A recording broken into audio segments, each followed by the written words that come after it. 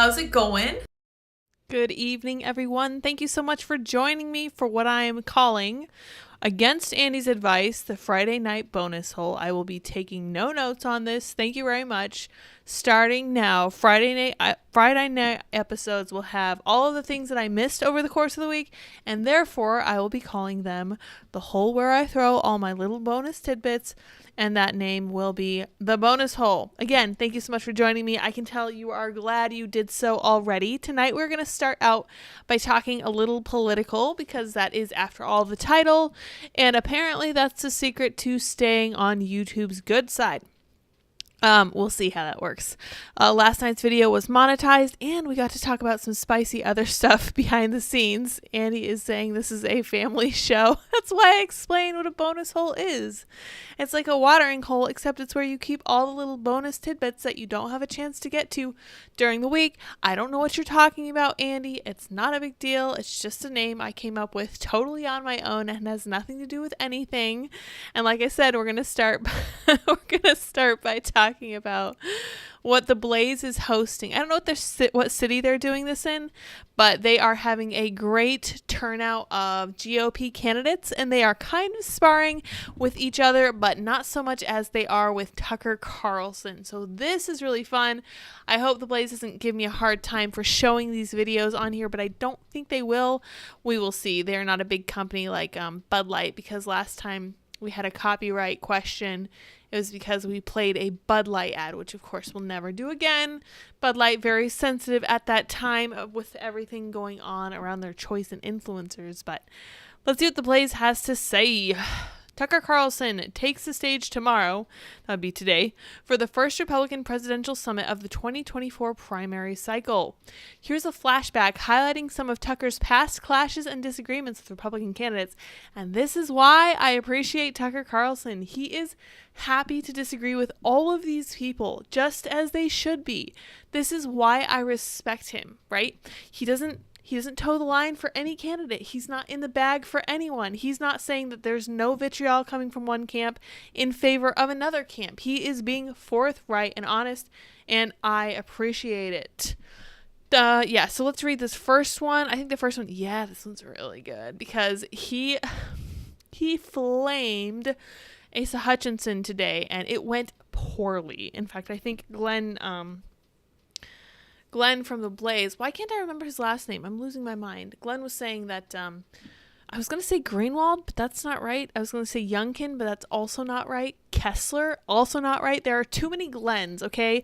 The issue isn't the fact that my brain is missing because I'm pregnant. The issue is that there are too many Glens out there. Let's just watch this video. Well, it's a Tucker video, so we'll just read the summary on this one. Tucker spars with Asa Hutchinson over child transition surgeries. I'm skeptical that not a single corporation in the state of Arkansas has weighed in with you one way or another on this bill.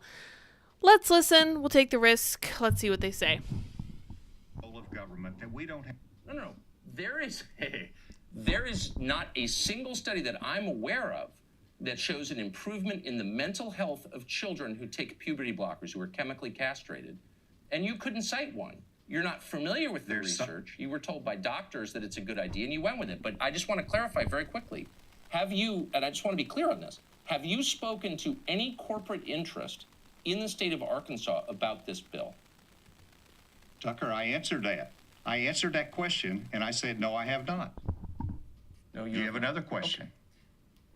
Oh my, that is a very salty exchange, and Asa is not pleased with that. So I was so fascinated by this interview that Tucker did with Asa, because I know it's hard to hear. Asa just was so on the spot because Tucker asked him, are you aware of any studies that show that puberty blockers actually help kids' mental state? And he just said no.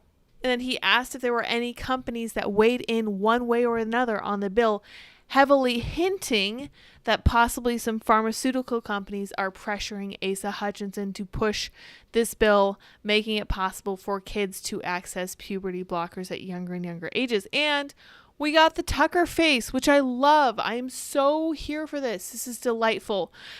Politicians need to be subjected to this kind of scrutiny by everyone, but they have people in their camp who are willing to go along happily with whatever they want them to do. I hate that. This is not how it should be. Every single person should have the critical thinking skills of Tucker Carlson, period. Tucker grills then VP Mike Pence on amnesty, border security, and foreign policy. Will the deal that resolves the shutdown include any form of amnesty? So will the deal that resolves the shutdown contain any form of amnesty? Great question. People here illegally now.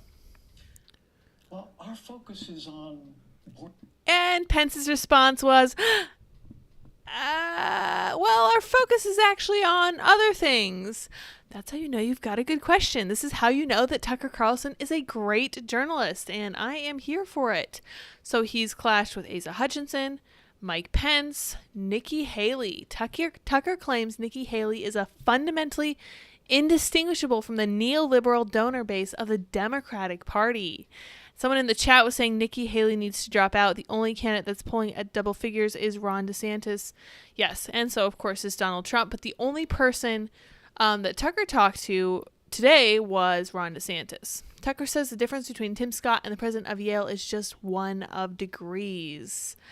Tim Scott is a warmonger. Absolutely. And who else was? Was it Mike Pence that came under scrutiny for talking about Ukraine? I think it was. Let's read this. Let's see if we can hear this one. Hopefully, I'm going to play it for you guys. I'm going to turn it all the way up. We'll see what happens. Oh, very much. Thank you. Thanks. Great to see you, Governor. Thank you. I don't think I've ever seen anything quite like that. You know, at one point in America, the hopes and dreams of hundreds and hundreds of people, as they looked up into the sky, and those in the sky that looked down, they thought it was going to go in one way, and 29 seconds later, the entire Hindenburg was on the ground. And I think that's maybe what we saw today. We're bringing in Blaze TV contributor, Fearless with Jason Whitlock, and a Heritage Foundation fellow, research fellow to the panel. Delano, how are you? Great, Glenn. Delano Squires, love him. Had him on Tim Casarel a few times. Fantastic commentator. I was similarly floored by what Tucker did with Asa Hutchinson. It would look very much like he literally mopped the floor with him. Glenn Beck, by the way. This is the Glenn I was referring to. Absolutely nuts. Crazy towns. Like serious, sharp questions. Serious interrogation that he had probably never faced before. I was listening to Asa Hutchinson talk on Fox News, and they were treating him like a legitimate contender. And I was just like, this man is pulling at literally 1%. What are you doing giving him any kind of platform? Do you want him to win? And then I was just like, oh, right, okay, so he's in your camp. He's supporting the same kinds of social justice stuff you force your employees to go through. And honestly, not impressed. So glad. I kind of feel like his odds of raising the requisite amount of funds before the Republican debate are basically diminished to zero after this conversation he just had with Tucker. Katie says Pence and Haley are both neocons. I agree. Absolutely, for sure. All right, let's see what Curtis has to say. This was a really interesting conversation that Tucker had with DeSantis. So I'm going to play it for you guys. Let me know if you can't hear it. You know, let me make sure. Yeah, okay, we're on live chat. Okay, good. Got to make sure I can see everybody. Let's see if we can hear anything first and foremost. Okay. I'm proud to have been a pro-life governor, and I will be a pro-life president. So, I mean, of course, I want to sign pro-life legislation. I think it's something that we need to develop a culture of life in this country. If you look over the last 50 years, we allowed practices that were barbaric. Post-birth abortion. Abortion when you have a fully formed baby 6-7 months in. And I don't think Rome's built in a day. I think it's going to take time to make progress in some parts of the country. But as president, I will be somebody who will use the bully pulpit to support governors like Kim Reynolds when she's got a bill, other states as they advance the cause of life. It is a critical issue, and it's one I'm happy to have done. And oh, by the way, this is an issue where I had a lot of supporters who were averse to me on this. Donors saying they didn't want to support me if I stood for life. It's been written about how I lost a lot of really big supporters. Some of them just aren't pro-life. Some of them think it's a political liability. That is a very interesting to add in there at the end, because that has been a lot of commentary lately about donors jumping ship from DeSantis campaign because they're very concerned about all this stuff. I have to be honest, if there was one hill that I personally would die on, this decides who my candidate is, right? There is no other politician out there today who is willing to say this. And I mean, none. Trump's not saying this. Trump took issue with DeSantis passing a 6-week abortion ban in Florida. And many people still are. They're saying things like, this is crazy. This is not how you get independence, etc., etc., etc. He is saying here that this is going to be the beginning of a process, which is actually also something that I've been banging a drum about. It's not going to be overnight. It took us time to get here. It's going to take us time to get out. And the way to do it is to change the culture around it. He's talking about using the state to make these rules and try to make sure, push back on people who want to have abortions and tell them that they can't do it here. If they want to do this, they need to go somewhere else. There are 50 states. It's not a big deal. If you do choose to go somewhere else, you can choose somewhere with laxer laws. You just will not do that under his jurisdiction. I find that to be great. I find it to be refreshing. It's compelling. It's great to not have somebody like Donald Trump Jr. who's saying things like, hey, hold up, guys. You know what? Maybe we shouldn't boycott Bud Light because they do give my dad's campaign money. That's not cool. I hate that. That's disgusting. I've heard enough of that. Everyone is doing that lately, it seems, and I'm glad to hear someone who's not. So, glad that he said that. That obviously is a big deal to me. Maybe it's not to you. Maybe you think it's a losing issue. We're just going to have to see what happens. Ron DeSantis says you've got to get into office to be able to do what's right, and you've got to stand on principle. You've got to say, why am I here? If you're here to contort yourself into a pretzel, then you're not somebody that's dependable. So we stood up for life, right, on the same topic. He cites hearing his oldest child's top heartbeat for the first time and how he'd speak to those who aren't pro-life. A baby that has a detectable heartbeat, that is a life, and we're better off when everybody counts. We're better off when everybody's given a chance, and it's going to make me cry because it makes me remember the first time we got to hear our baby's heartbeat. It's a huge deal. Like, it's a milestone for before you hear that, you're just kind of like, oh, okay, there might be a little goldfish in my stomach. I don't know. Who knows what's happening? I, at the time, felt completely fine. I would not have assumed I was pregnant if I hadn't decided to take that test just on a whim one day. So hearing that really made it concrete and made me realize, oh, got to get our act together, got to figure out where we're going to live, got to figure out how we're going to do this, got to make plans, got to figure out how to keep our kid healthy and ourselves healthy and focus on how to make the world a better place for our kids. And he's right about that. And I think that one of the things I've been hearing, just as an off note, because this is apparently like my favorite topic in the world, Jordan Peterson has been pushing or has been advertising with a company that buys ultrasounds for pregnant women who are undecided about having their babies or getting an abortion. And I just think that's one of the most wonderful things you can do. My mom used to volunteer with a crisis pregnancy center in Colorado where I grew up. And I just had such a good impression from that. They were so neat and clean. They were bright and cheerful.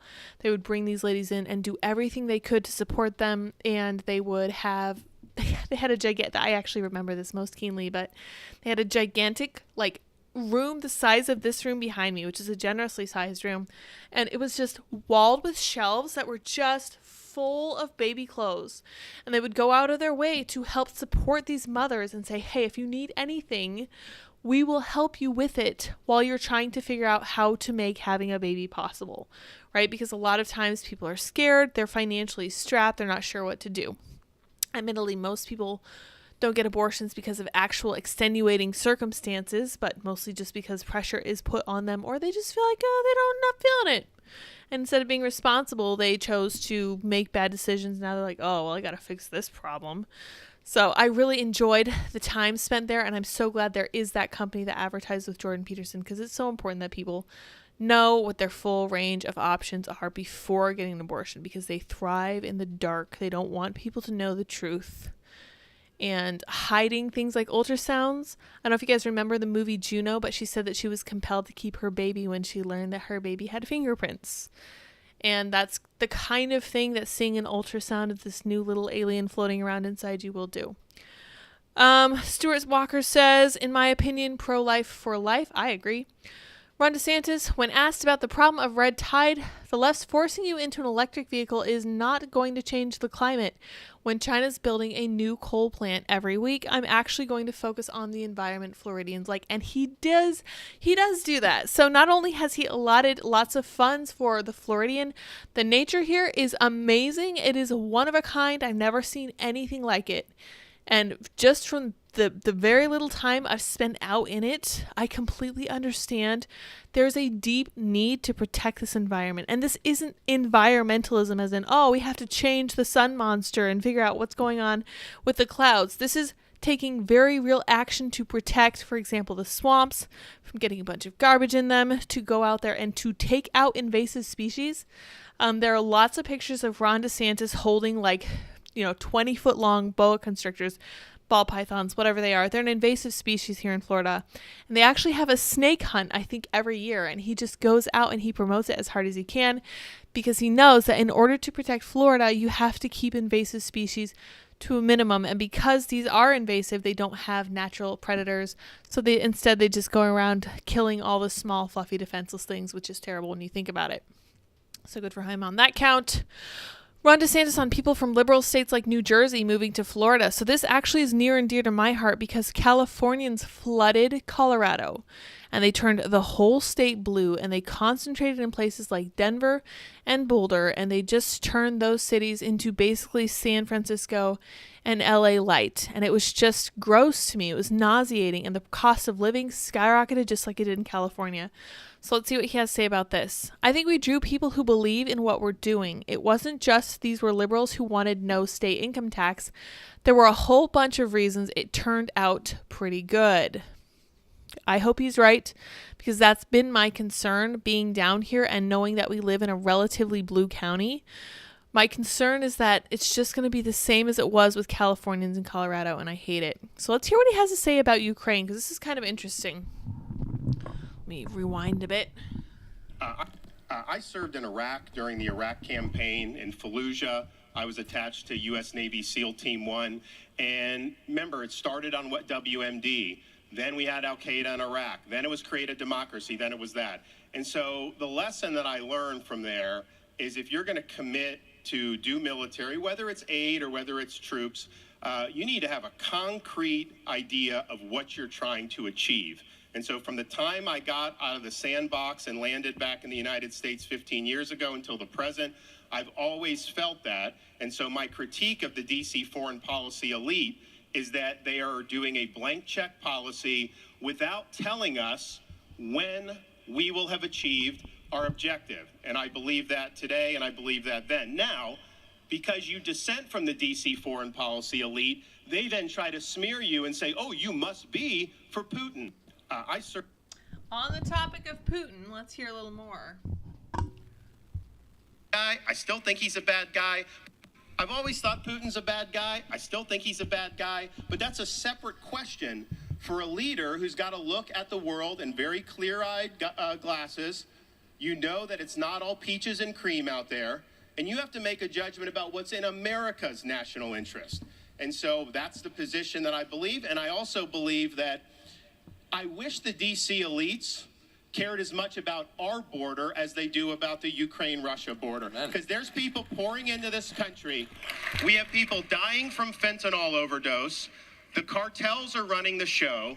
And what I've said is this is something on day one, declare a national emergency, mobilize all resources, including the military, stop the invasion, yes, build the wall, but most importantly, authorize the Border Patrol, authorize our military to deal with the cartels. If they're breaking into our country, bringing product, if I'm in charge, that's going to be the last thing they do because they're going to end up stone cold dead. I've always... Oh my. Okay, so I actually do appreciate this dialogue on the border, and I know that we all feel the same when it comes to Ukraine's border versus ours. We can see the discrepancy. It's wild. It's completely unfair. They clearly care much more about Ukraine than they do about American citizens, and that I have a serious issue with, and I think Everyone should. These people are our political opposition, the people who are sending more and more and more money to Ukraine. Whether those people are in the GOP or whether they're in the Democratic Party, as far as I'm concerned, they're the same because they're doing the same things. This is completely disregarding Americans' needs and desires. As far as Putin, he's entirely correct. It takes a great deal of diplomacy to try to make the right choices for your country. And the same goes for the U.S. And this is why the old statement used to be, speak softly and carry a big stick. The point of diplomacy is to have the power to make things happen and to never need to use it. You just have to say, here's what we're going to do. Now we're watching currently President Biden pulling up a bunch of reserve troops because our recruitment is crushingly low right now, and it's at least partly because of how woke the military is. And I've said this from the beginning, you can only tell white men they are the enemy for so long before they are not going to want to fight for you or your causes anymore. And I do not blame them one bit. But we'll talk about that a little bit more in a minute. On what the objective... Okay, yeah. The goal in Ukraine should be to have a sustainable peace in Europe. There's been a lot of people killed, displaced. It's a terrible thing. But you have to provide an articulation of where you're going to go to get there. Of course, we're still technically kind of in a bunch of different forever wars everywhere. And Ukraine is just going to be exactly the same. The only difference will be that Ukraine was padding our current president's pockets before he took office. I digress. Let's read on a little more. I would prioritize the threats to our national security. The top threat is China. Let me know if you guys disagree in chat. It is China's ambitions. It's China's industrial capacities. It's the CCP's ability to pollute our culture, impact our universities. You cannot subcontract our interests. Yes.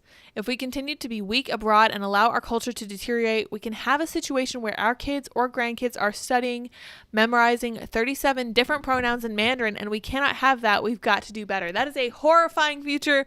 Thank you for that mental image. I don't want to think about the conjunction of pronouns and being forced to speak Chinese. So our message has basically been, look, adult material does not belong in a 5th grade classroom. You know, if you want to see the pornography, just check out Hunter's laptop. I'm sure you can have that to your heart's content. I am reminded of the fact that Donald Trump went after DeSantis for going after Disney on this very issue. Because if you will recall, Disney put up a flap when DeSantis put this through about 5th grade classrooms and how this material should not be there.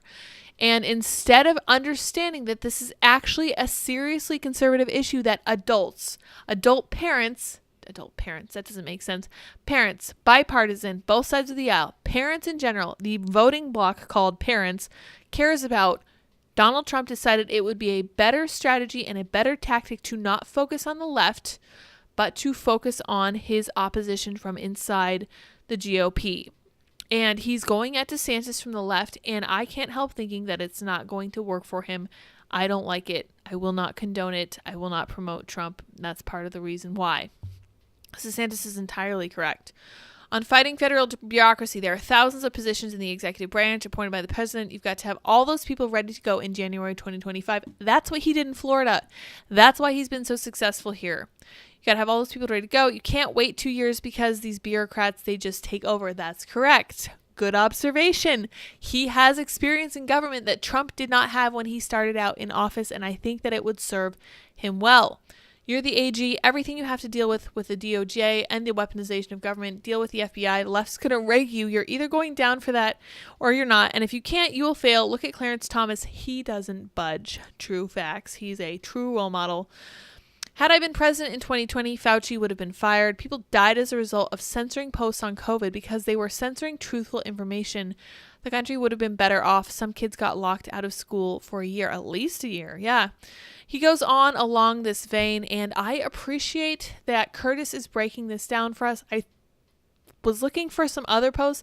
I heard Vivek Ramaswamy did really, really well in some of the conversation. A lot of people liking what he has to say. A few people take issue with the fact that Vivek is a Hindu, but Hinduism is really interesting because from my understanding, I'm not even convinced they're a monotheistic religion, which makes them a really kind of a little bit of an idiosyncrasy. I don't know of many other religions that are like that, but Yeah, I think that I would have probably a similar amount of issue with that as I have with the fact that Tim Scott doesn't have children and isn't married. As far as I'm concerned, if you don't have children, you don't have that stake in the future that you will need as a political leader. But I digress. It was a really good conversation that Tucker had with each one of the candidates. Some of them he helped, some of them he harmed, and now we're going to look at Tucker talking with Trump at the Blaze event. Oh, what's that? Trump didn't go to the Blaze event? That's so interesting. I wonder why not.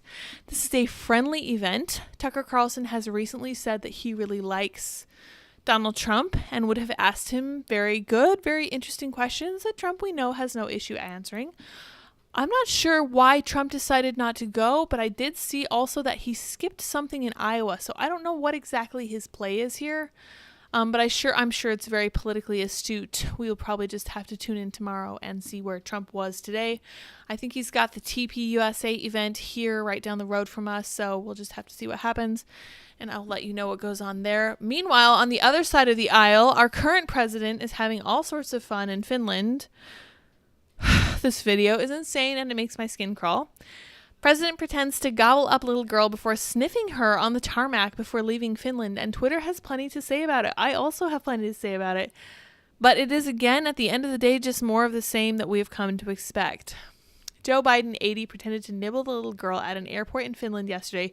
The pictures from this are amazing. I'm going to show this to you now. Not the video, the picture. I want you guys to see this little girl's face. So here's President Biden looking like an absolute creep and a loser, just like the song says. And this little girl is having none of it. She is not impressed. Kids this age do not really glom on to strangers very well in the first place. And she is just like horrified by this. She's truly scandalized. She's like, what on earth are you doing? So this is her mother, and I think this is her dad. And we're going to see them in this video. So let's take a look here. Oh, let's see if we can pull it up. Here's to the healthy. Oh, they're going to make us listen to an ad. Screw you guys. Ugh, rude. Whatever. But we'll see if they can get past it. Oh, this is so gross. The picture of the dad's face, because the dad just did not look impressed. It was wild to me. Let's scroll up a little bit and see if we can actually see the video. Come on, man.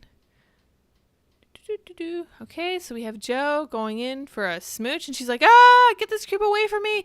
Ah, gross, gross, gross. Mom's like, okay, I'm gonna take a selfie with you, and he's just going after the daughter, and Dad's like, oh, it's fine, you're great, you're great.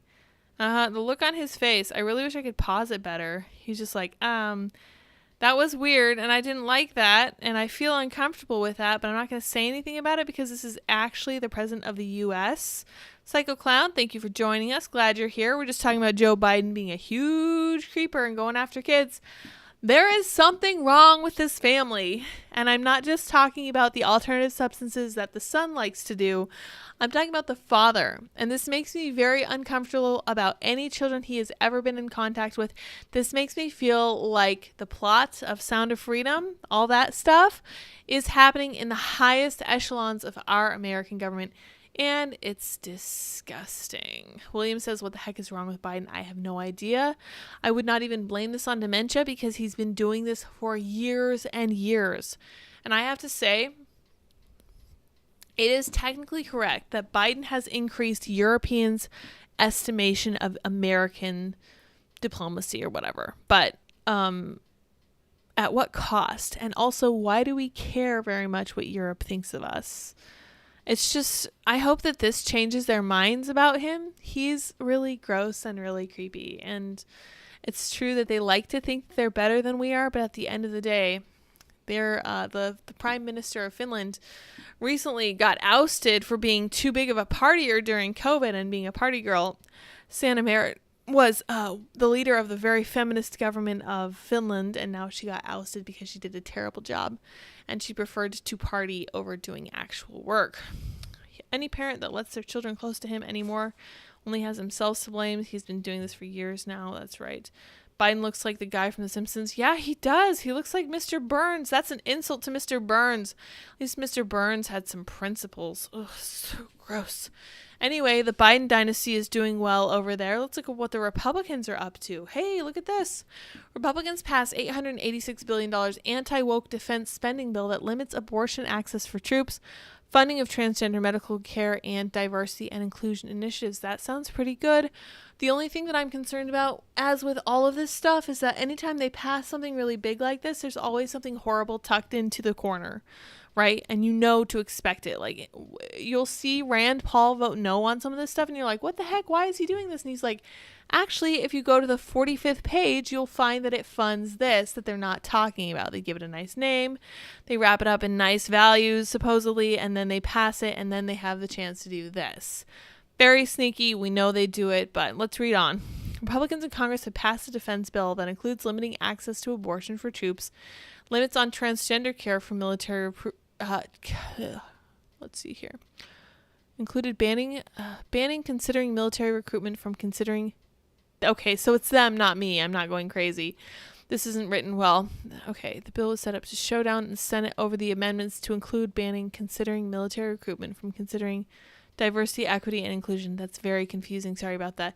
They're just trying to change the way people are recruited because the way they were doing it was basically affirmative action in action. And we saw this with a recent tweet from them where they were like showcasing a transgender leader, and it's disturbing. Like, this is the reason why we're having to call up the reserves, why we're stretched so thin, because who would want to fight for this? Seriously, why would you want to do this? They included several amendments on social issues as part of their bid to get rid of woke policies in the military. I personally think it's wonderful, but I want to see, let's see what Rand Paul had to say about it. This is called Anti-Woke Defense Spending Bill. Rand Paul. Oh my gosh, I cannot spell. I can never spell when other people are watching. Okay, so there's some January. All right, January. Looks like he didn't have a lot to say about this one, which is really interesting. So I wonder how he voted on this. Fascinating. Yeah, so this is the kind of thing that happens. From the Daily Beast, 6 Republican senators vote against anti-Asian hate crimes bills. Oh my gosh, what does that mean? Who could possibly do such a thing? These are the senators who actually read the bill, and they're like, this is crazy. We're not putting up with this because that is not going to work. It's super woke stuff. They squeeze it in the back, and it just, that's how they do it. And there only a few of them are wise to it, and I'm glad for their work. Seriously. So speaking of woke, let's read about this. I think I'm going to wrap a little bit early this evening because, again, super short of breath. Bye, Casey. See you later. You have a great weekend, too.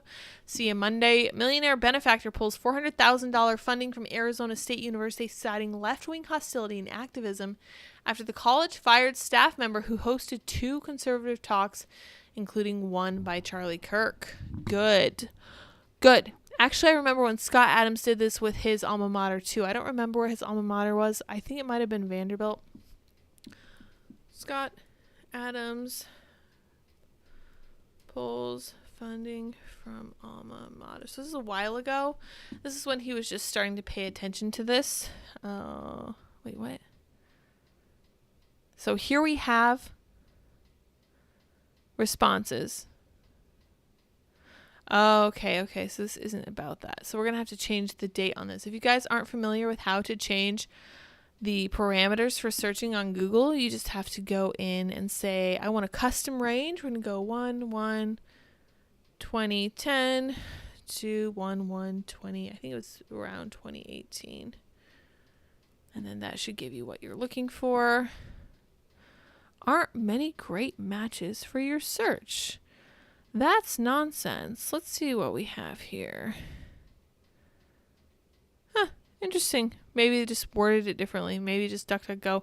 There comes a point, too, with Google. It's just like, what even is the point? There's literally no point to trying to make this work because they're just feeding me nothing but nonsense. So Tom Lewis has donated millions of dollars to Arizona State University over the past 20 years. Interesting. He withdrew his support in recent weeks over left-wing hostility and activism, as well as a visceral reaction to the February event featuring Kirk, Prager, and Arthur author Robert Kiyosaki. Good. I'm glad. And I hope he sets a trend.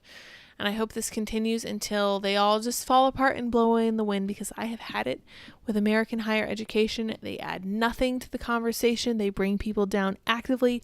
They create teachers who are indoctrinating students intentionally. It's just not working for me. Sorry, it's not you, it's me. I'm going to call it good and call it quits, and you can go on and get out of here. All right, in sunny California, things are looking up, and by up, I mean way down, except maybe up because they're staring up from the bottom of the pit of hell. Let's read about Oakland. Oakland cops warn residents to reinforce their doors with braces or a security bar and install security cameras after a spate of home invasions, with thieves even ransacking homes while their owners are there. What is happening over there? I am so glad that I don't live in California.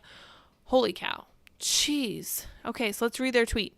For immediate release, public safety advisory, uptick in home invasion robberies. The Oakland Police Department is seeing an uptick in home invasions in some areas, including Laurel, North Hills, etc. In recent cases, armed individuals forcibly enter the residence by kicking in doors, threatening victims, and taking the victims' personal belongings before fleeing the residence. You know what would stop some of this stuff? Knowing that the residents inside the homes were armed. And I don't mean defensively armed. I mean offensively armed, where if you set foot on my property, you have officially declared that your life is worth less than my belongings, because that's how that's going to go, because you are on my property now. It's called the non-aggression principle. You are not supposed to aggress on other people. It's a very strong tenet of libertarianism. It's something that criminals do not understand, but they might understand it better if these homeowners were armed. Strengthen home security. Use outdoor lighting. Trim hedges and shrubs. Do not open your door to strangers. Create an emergency plan to include a safe meeting point. This is so great. These are all defensive strategies. How about some offensive strategies? Your state is overrun with criminals, and I'm so glad that your gun control is really helping. In 2021, I took my kids to In-N-Out in Oakland. We watched a group probably coming from the airport, so as they watched their car being emptied, they were right there but were powerless to stop it. I decided to move out of my formerly beloved hometown. Wow. She's literally sitting here watching this car get stripped of everything valuable in it. And you know what would have stopped this? I'm just saying, you know exactly what would have stopped this. It's probably about this big, fired forcibly at great rates of speed. I would have ended it. Those people would have scattered. They would have dropped everything they had, and they would have fled for their lives. They were moving pretty quickly, but not because they're afraid of anything. Look, that guy just aggressed on another car. Like, he doesn't care. Yeah, he's getting honked at. He doesn't care. Why would he care? He has nothing to fear. Literally nothing. Yeah, so this car comes up, and he's, like, looking at this car. And I don't know if it's maybe one of their getaway cars or something, but he's not afraid. And he has no reason to be afraid because, again, this is in California. They know that they run this entire state. And honestly, if you live in California, if you live in one of these places, man, stay safe. Stay safe. Watch your back. Watch your back. It's not good. All right, couple other things in the bonus hole this evening. Almost done here. Couple things. Don't have a lot to say about this. I just found it really interesting. Tell me what you guys think about this one. OceanGate deletes all its social media accounts in a bid to scrub its existence from the internet after doomed Titan sub imploded, killing 5 on board. Someone needs to tell OceanGate that the internet is forever, and especially when something this big happens, I'm sorry, it's never going to go away. Unless you completely dissolve and rebrand yourselves entirely, it's not happening, and you're still going to probably face some serious legal action over this. So, good luck to you. The company behind the submersible tragedy has shuttered its Twitter, Instagram, Facebook, and LinkedIn accounts. The company's website has also gone dark, simply stating it has suspended all exploration and commercial operations. Good. Maybe you shouldn't have been trying to send people under the ocean in a toaster box. Seriously. What is wrong with these people? But to be fair, people did buy tickets, $250,000 tickets. Here we are. Andy says the bonus poll, only 14 minutes left in the poll. Hey, let's see what this poll says. Oh, Rumble at the Blaze. Who would win a cage match? DeSantis brain and Trump body. Trump brain and DeSantis body. Definitely that one. Definitely that one. Somebody says asteroid. I'm going to go with asteroid. Sweet meteor of death. This is a really good question. I'm actually curious. DeSantis has the body. Trump has the wily brain. The Trump body is kind of decrepit. I agree. He's kind of falling apart. Like I keep emphasizing, he's only 4 years younger than Biden. Not looking so great, even though he has lost some weight. Good for him. Interesting. Thank you, dear, for this thinker. I appreciate that. That's great. Texas Ranger says law enforcement being able to arrest people in California would help. Yes. But at the same time, if there are no cops around, what are you going to do? You're going to pull out your own self-defense tool and make it work. But not in California, because that's all illegal for the sake of keeping people safe. Isn't it great? Isn't it ironic? Seriously, not a big fan. Oh, I had one other thing I want to mention. So we'll talk about this just for a second. Nothing really to say about it. I can't believe they think that deleting this is really going to make this go away. They're entirely wrong. It's such a horrible tragedy. They should have known better, and the people who are aboard were kind of dumb to have thought that this would have worked. Let's look at this one on this topic. Kind of interesting. Transgender cyclist who transitioned from a man to a woman says they are competing against females to prove a point to selfish trans athletes that men are physically superior to women. This is a really interesting story. I hadn't seen anything about this before today, but let's read a little bit. This is a very Asian name I can't pronounce. So this cyclist, a 37-year-old biological male and lifelong cyclist, had a historic victory at this year's Gangwon Sports Festival in South Korea. This person said their win was all part of a plan that they had been concocting for the last 2 years to initiate discourse and spark debate on gender inclusivity. The cyclist believes there should be 3 categories in sports, and I agree with this: men, women, and transgender, and admitted they felt more relieved than triumphant. This is fantastic. I actually really like this idea, and I kind of want to talk to this person now. A transgender cyclist who transitioned from man to woman has said they are competing against females to prove a point to selfish trans athletes. They told the North Korea Times that the historic victory was all part of a plan that they had been concocting for the last 2 years. I have no unresolved feelings over winning because that's no longer what I want. My goal was to stir controversy and get my story heard by competing. I want more people to do this. I think this is genius.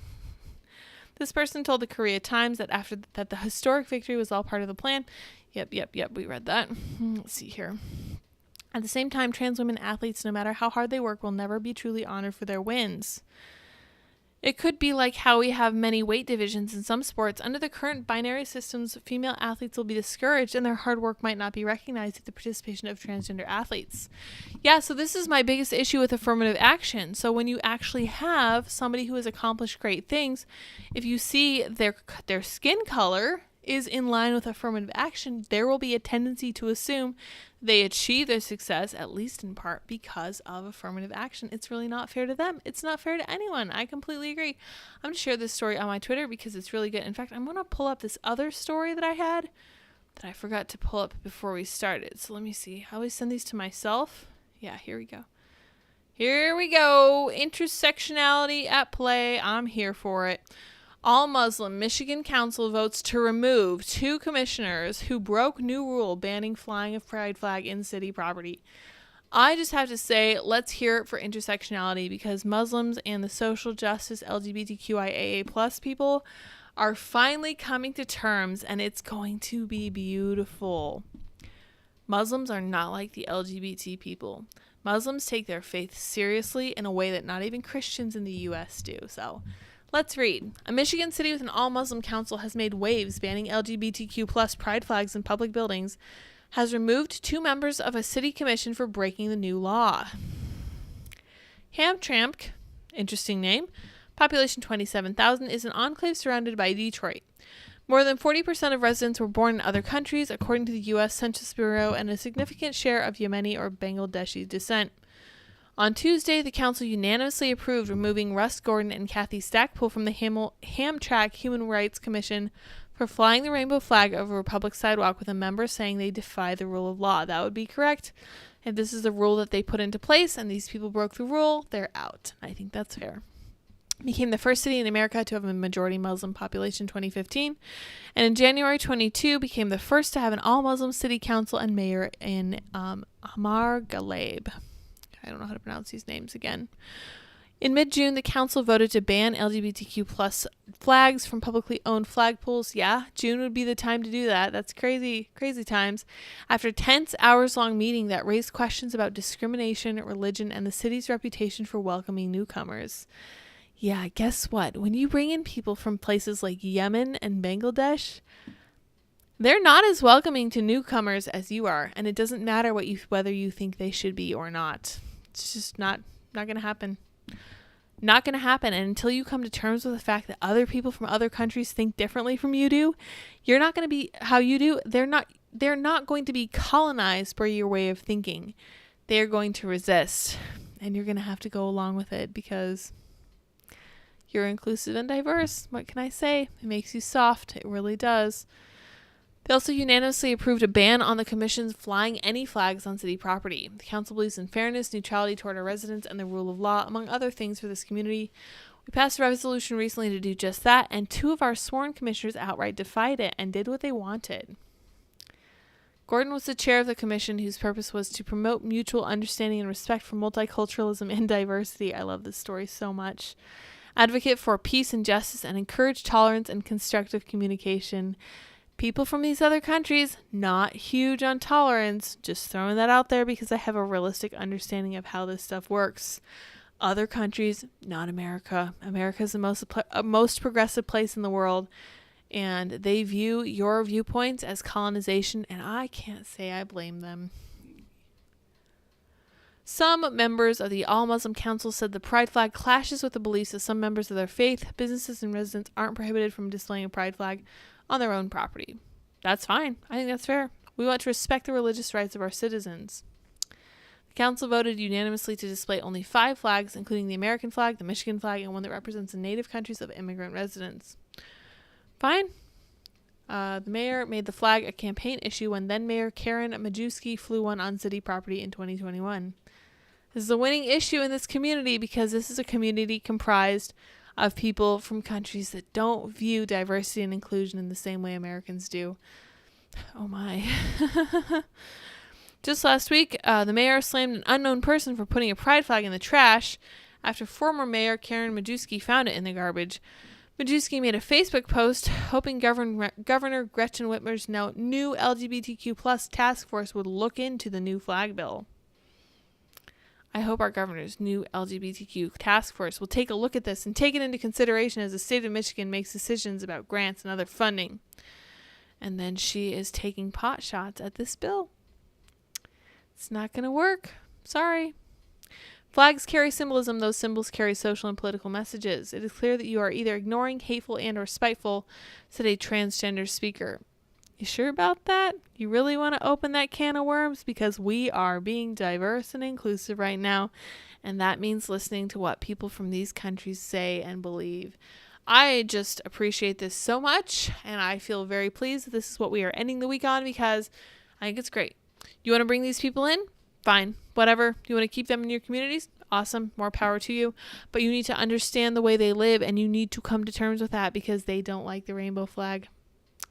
They're really not nice to the rainbow people in some of these countries. And America, very, very capable of being very oblivious to what the rest of the world is doing because we are such a large country and we have such a monopoly on pretty much all culture. But that's not going to stop these other countries from viewing things the way they do. So I love it. Reality is slapping social justice in the face, and social justice is losing. And it's going to be good to watch. It's going to be a lot of fun, and I can't wait. I really can't. So, guys, thank you all so much for joining me. This is going to be an amazing weekend. I hope you all have a lot of fun. I really hope it cools down. It's been super hot down here. I know that it's been like 117 in some places. Again, with Europeans, when they complain about heat, they have no idea what they're talking about. And they are not prepared for any kind of heat. A lot of them don't even have air conditioners because it just never really gets that hot over there.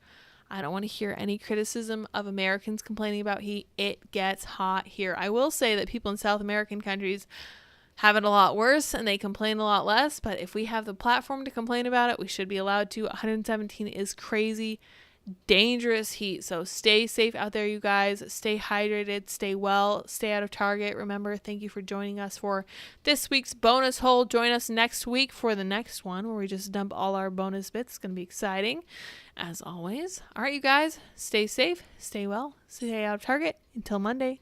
Bye, guys.